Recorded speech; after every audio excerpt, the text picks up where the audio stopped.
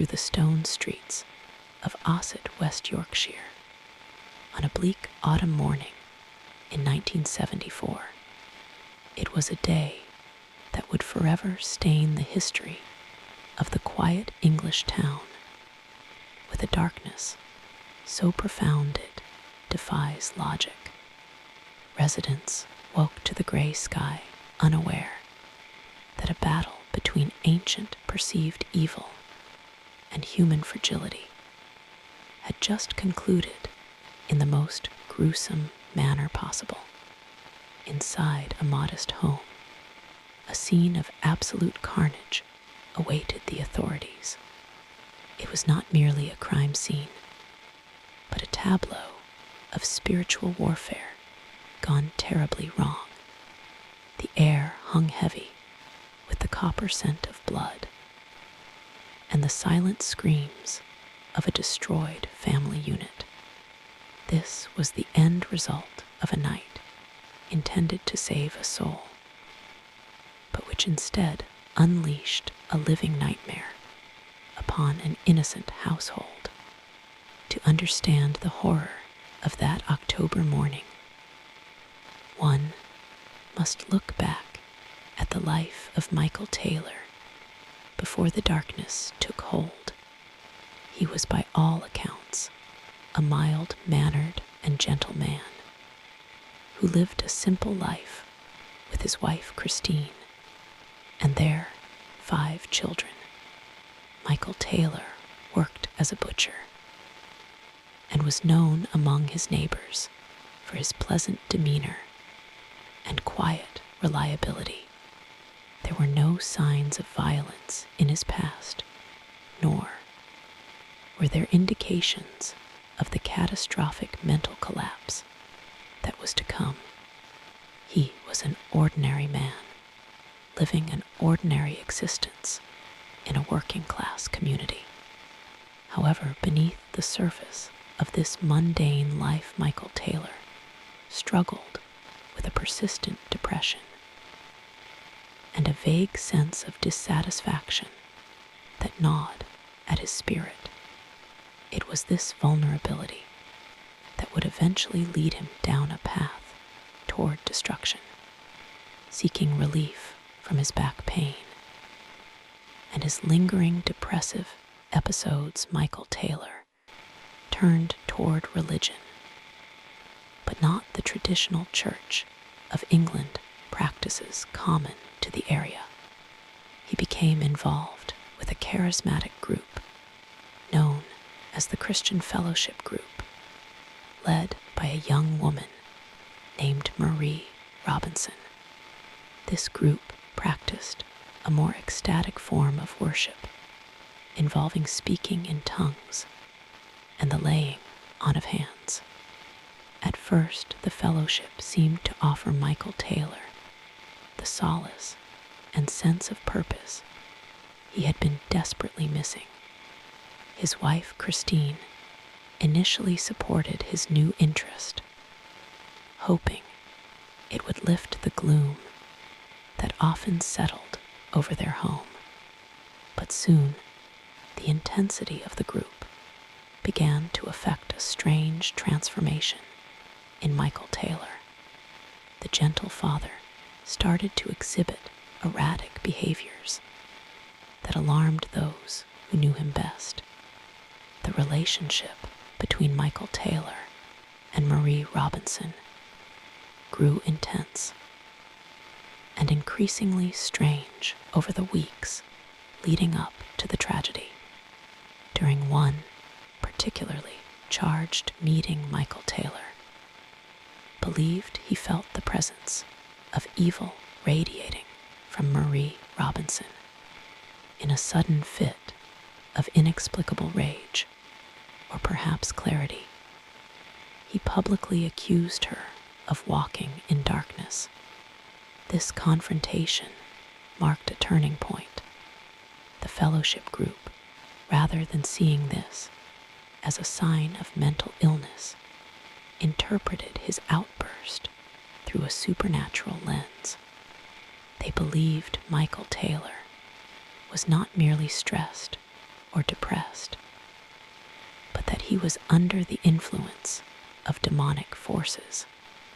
The solution they proposed was not medical intervention or psychiatric care, but a spiritual remedy of the most dangerous kind. They decided that the demons inside him had to be cast out. The situation escalated rapidly. On October 1st, 1974, Michael Taylor began to act in ways that were completely out of character, displaying aggression and speaking in a voice that did not seem to be his own. The local vicar became involved, and after witnessing the bizarre behavior of Michael Taylor, he consulted with other clergy members. The consensus among the religious figures involved was that this was a classic case of demonic possession. They believed that 40 distinct demons had taken residence within the soul of the butcher from Ossett. Plans were quickly made to perform a full rites of exorcism. This archaic ritual, usually reserved for the most extreme cases, was about to be unleashed in the modern era with devastating consequences. The exorcism was scheduled to take place at St. Thomas Church in Gobber near Barnsley. 2 ministers were chosen to lead the battle against the forces of darkness. Father Peter Vincent was an Anglican priest with an interest in deliverance ministry, and he was joined by the Reverend Raymond Smith, a Methodist minister. The location was chosen for its seclusion, allowing the priests to work without interruption. As Michael Taylor was led into the church, the atmosphere was thick with tension and fear. The stone walls of the old building seemed to close in around them, sealing the group off from the rational world outside. Inside the sanctuary, the air turned cold, and the shadows stretched long across the pews. It was here that the sanity of Michael Taylor would be dismantled piece by piece. The ritual began late at night on October 5th and would stretch into the agonizing hours of the following morning. The priests began with prayers of protection, calling upon the power of the divine to aid them in their dangerous task. Michael Taylor stood before the altar, his body trembling with a mixture of fear and something else entirely. As the priests began to chant the liturgy of exorcism, the demeanor of Michael Taylor shifted violently. He began to convulse and thrash about requiring physical restraint. The priests interpreted these physical manifestations as the demons fighting back, resisting the command to leave their host. The sounds that emanated from the throat of Michael Taylor were described as bestial growls and inhuman shrieks that echoed terrifyingly off the high vaulted ceiling. Hour after hour, the spiritual battle raged within the confines of the church vestry. The priests identified and called out the demons by name, demanding they depart from the body of Michael Taylor. They named spirits of incest and bestiality and blasphemy and lewdness. With each naming, Michael Taylor would react with violent spasms and verbal abuse, spitting at the clergyman and tearing at his own clothes. The physical toll on everyone present was immense. The priests were sweating and exhausted, their voices hoarse from shouting prayers and commands. Michael Taylor was reduced to a writhing heap on the floor, his eyes rolling back in his head. As he fought against the invisible entities that the priests insisted were controlling him, the night wore on, and the moon rose high over the churchyard, casting pale light through the stained glass windows. Inside, the struggle intensified. The priests claimed to have successfully cast out many of the 40 spirits they believed were inhabiting Michael Taylor. With each expulsion, the man would let out a guttural scream before collapsing in temporary relief, only for the next spirit to rise up and take control. It was a cycle of torment that shattered the mind of the man at the center of it.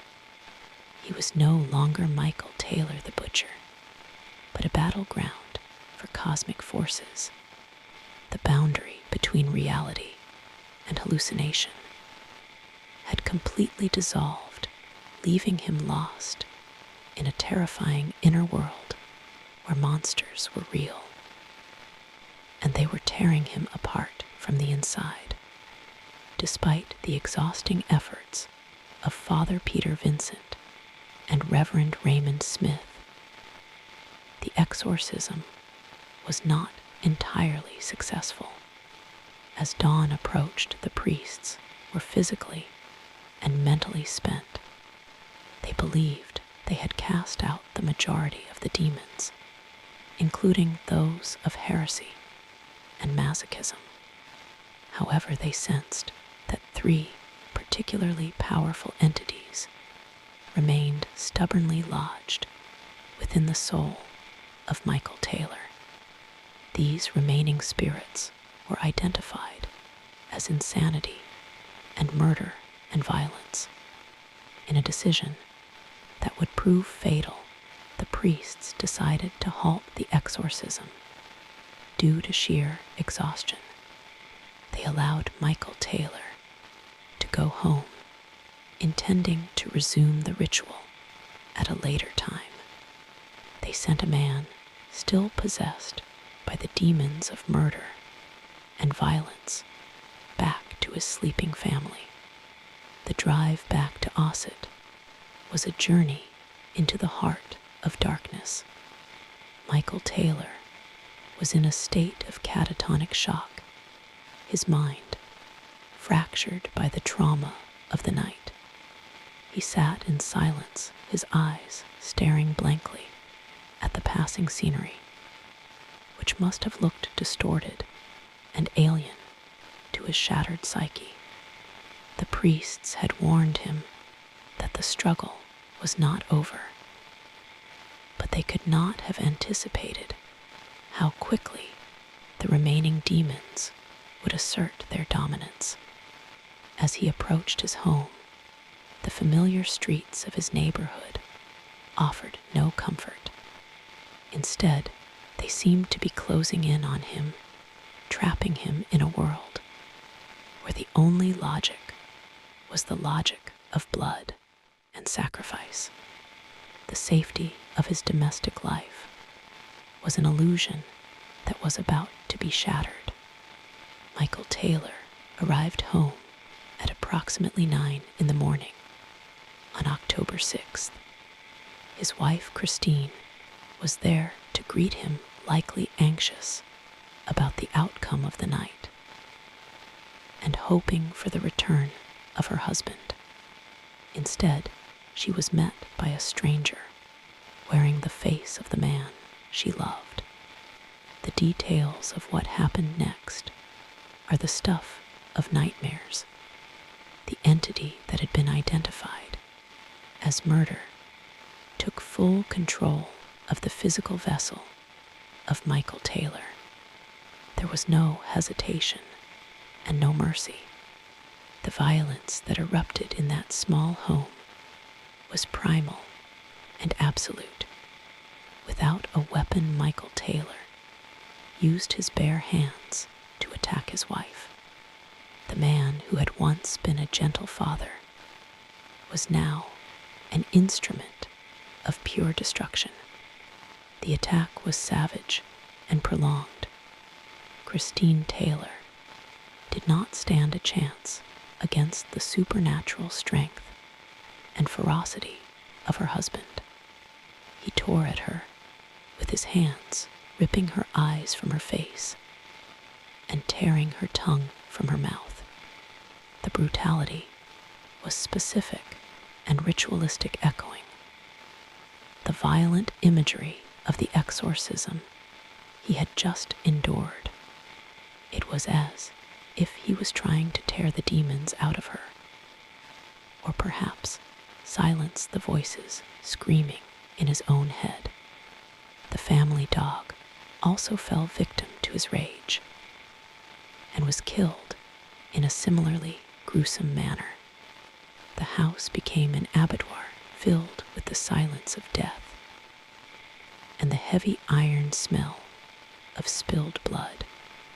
After the carnage had ceased, Michael Taylor did not flee the scene. He wandered out into the street naked and covered in a thick layer of blood.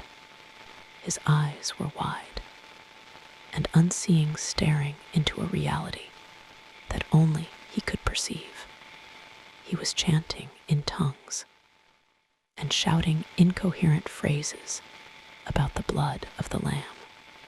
A police officer who was patrolling the area discovered him in this horrific state. The officer was initially too shocked to comprehend what he was seeing. A naked, blood-soaked man standing in the middle of a quiet Sunday morning street was a sight that shattered the peace of the community. When the officer approached, Michael Taylor offered no resistance. He seemed to have completed his terrible mission. The discovery of the body of Christine Taylor traumatized the hardened police officers who entered the home. The sheer level of violence was unlike anything they had encountered in their careers. It was not just a murder, it was a desecration. The news of the killing spread quickly through Ossett and then across the entire nation of Great Britain. The press descended upon the town hungry for details of the exorcism murder. The story of a mild-mannered butcher turned into a monster by a religious ritual captivated and horrified the public. It raised uncomfortable questions about the role of the church and the dangers of unsupervised religious fervor. The line between faith and madness had been crossed with fatal results. Michael Taylor was taken into custody, but it was immediately apparent that he was not fit for a standard interrogation. His mental state was completely shattered. He continued to speak in religious riddles and showed no understanding of the gravity of his actions. He believed he had destroyed the evil that was plaguing him, not realizing that the evil was a projection of his own broken mind. The legal system was faced with a complex dilemma. How do you prosecute a man who believes he was acting under the command of spiritual forces? The case of Michael Taylor was destined to become a landmark in the legal history of the insanity defense. It forced the courts to confront the reality of religious delusion. The trial of Michael Taylor took place at Leeds Crown Court in March 1975. The details revealed during the proceedings shocked the jury and the public. The two priests, Father Peter Vincent and Reverend Raymond Smith, were called to testify about the events of the night of October 5th.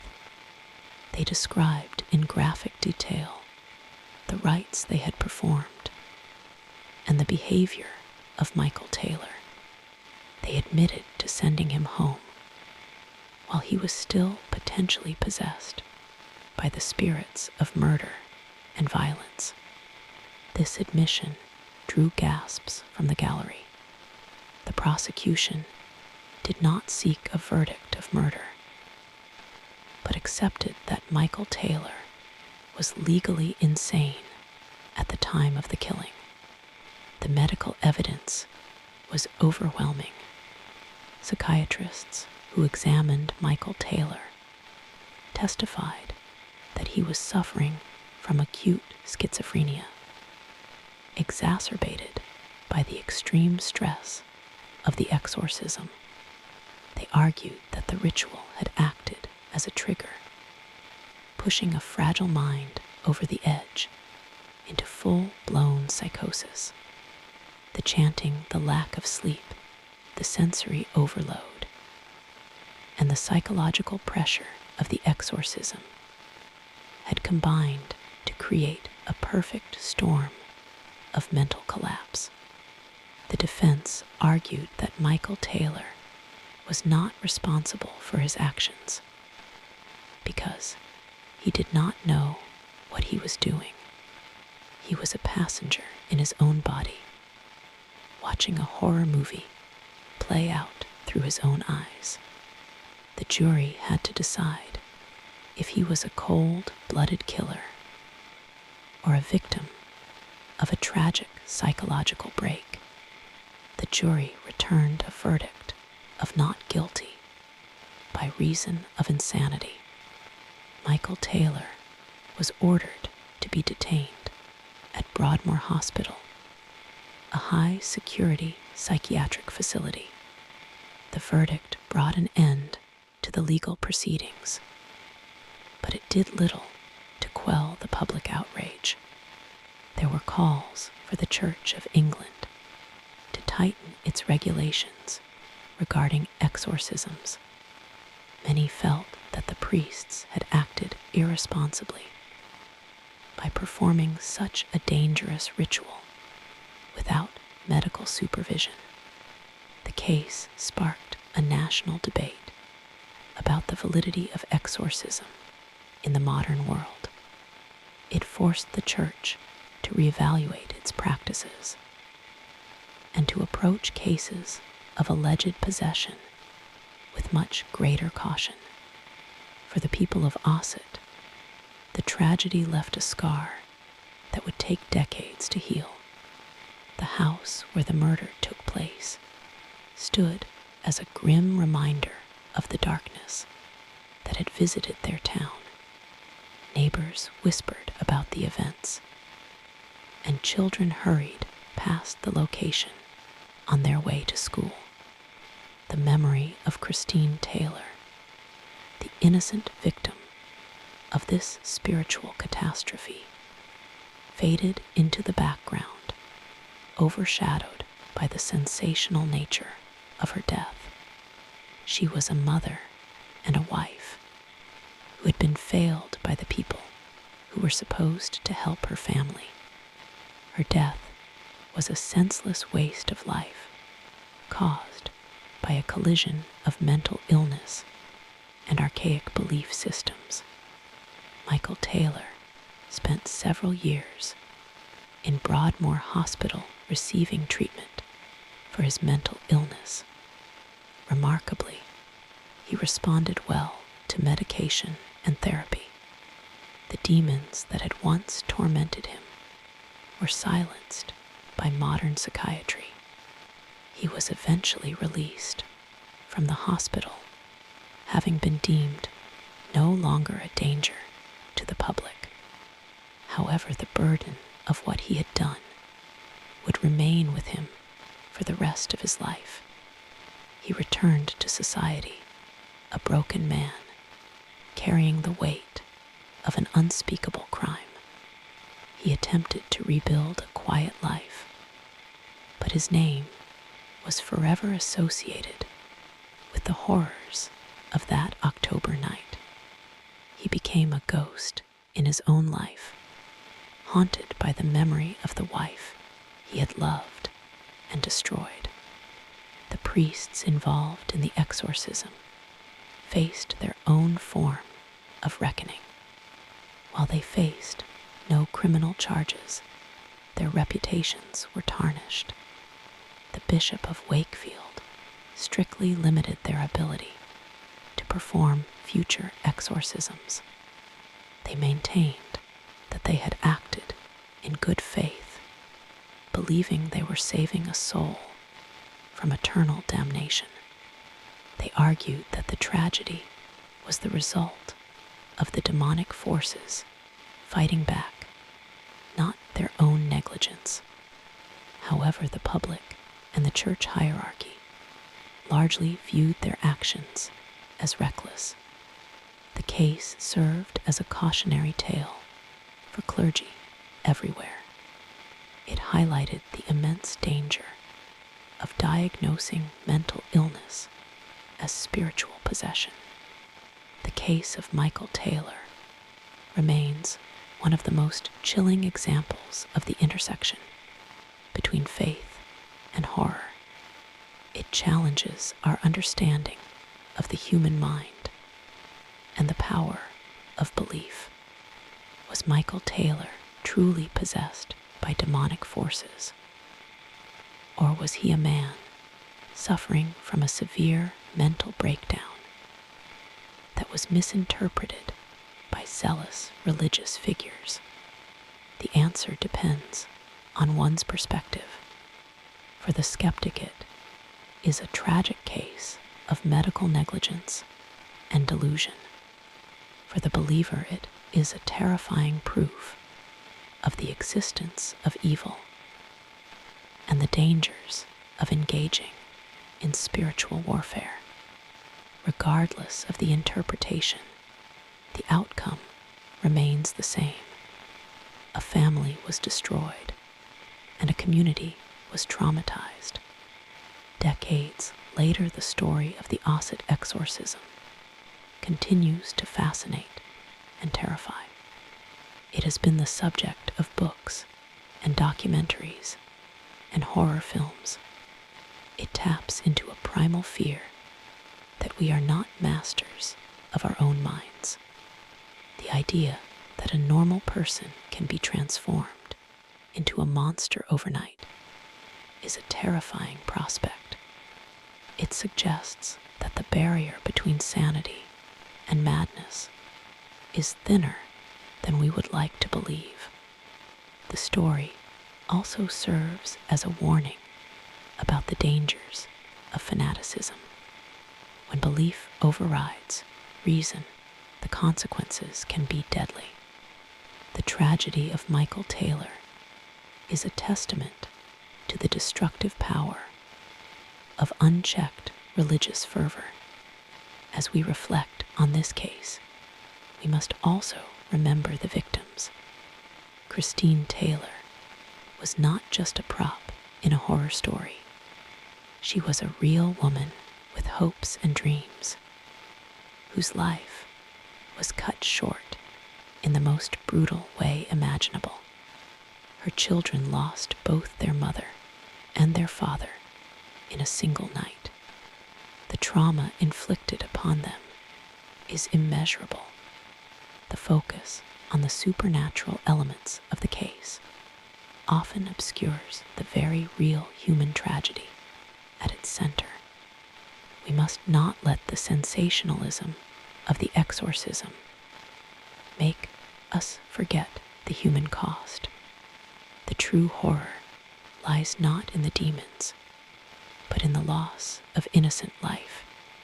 The legacy of the Michael Taylor case can be seen in the way the Church of England now handles claims of possession. Strict guidelines are in place requiring psychiatric evaluation before any exorcism can be considered. The Church now works in cooperation with medical professionals to ensure that mental illness is not mistaken for spiritual affliction. This change in protocol is a direct result of the lessons learned from the tragedy in Ossett. It is a small comfort that such a horrific event has led to safeguards that may prevent similar tragedies in the future. However, for the Taylor family, these changes came too late. The concept of possession remains a controversial topic within theology and psychology, while modern science attributes such behaviors to conditions like schizophrenia or dissociative identity disorder. Many religious communities still believe in the reality of demonic influence. The Michael Taylor case sits at the uncomfortable friction point between these two worldviews. It forces us to ask difficult questions about how we treat those who are suffering from extreme mental distress. Do we offer them medication and therapy? Or do we offer them prayers and rituals? The wrong choice can have fatal consequences. In the quiet corners of Ossett, some say the presence of that dark time still lingers.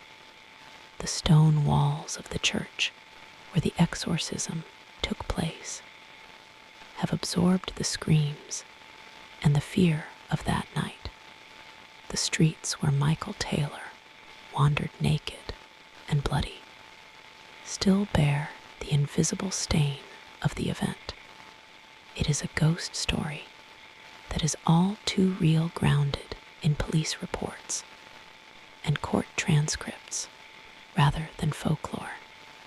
It serves as a reminder that the most terrifying monsters are not the ones under the bed, but the ones that can reside within the human mind. The darkness that consumed Michael Taylor is a darkness that exists on the fringes of human experience, waiting for a crack to let it in. The psychological impact on the priests who performed the ritual is another layer of this tragedy. Father Peter Vincent and Reverend Raymond Smith had to live with the knowledge that their actions contributed to a murder. They had set out to do God's work, but ended up unleashing hell. The guilt and the theological crisis they must have faced are unimaginable. Did they question their faith? Did they doubt the very existence of the demons they claimed to fight? Or did they double down on their beliefs, convinced that the devil had simply outsmarted them? Their silence in the years following the trial leaves these questions unanswered. Ultimately, the story of Michael Taylor is a tragedy of good intentions paving the road to hell. Everyone involved, from Michael himself to his wife to the priests, believed they were doing the right thing. They were trying to heal, to save, to protect. But their actions were guided by a misunderstanding of the human mind and a dangerous reliance on ancient rituals. It is a sobering reminder of the limits of human knowledge and the perils of interfering with forces we do not fully understand. Whether those forces are supernatural or psychological, the result is the same: destruction as night falls over the sleepy town of Ossett. Today, the wind still whistles through the eaves of the old houses. The world has moved on, and new generations have grown up who know the story only as a local legend. But for those who remember the autumn of 1974, the fear remains fresh. They remember the shock of the headlines and the shudder that went through the community. They remember the realization that safety is an illusion and that darkness can strike anywhere at any time. The Exorcism of Michael Taylor stands as a permanent monument to the fragility of the human soul. We leave the story of Michael Taylor not with a resolution, but with a lingering sense of unease. The questions it raises about faith and madness and the nature of evil are not easily answered. It is a story that forces us to look into the abyss of the human condition and wonder what looks back. Was it a demon named murder that killed Christine Taylor? Or was it the broken synapses of a diseased brain? Perhaps in the end, there is no difference. The horror is real regardless of its source. And as the shadows lengthen, we are left to wonder if such a darkness could ever happen again.